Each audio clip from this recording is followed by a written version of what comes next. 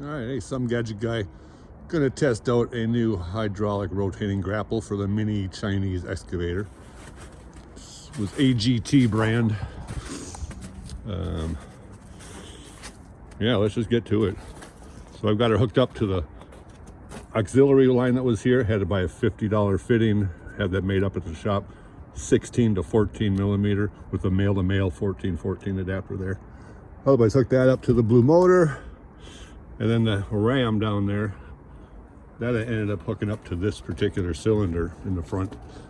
I hooked it right up to its lines. So they're right there, existing lines. Same adapter had to go in.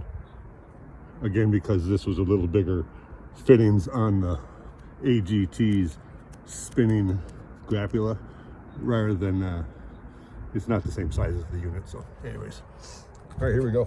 Fire up.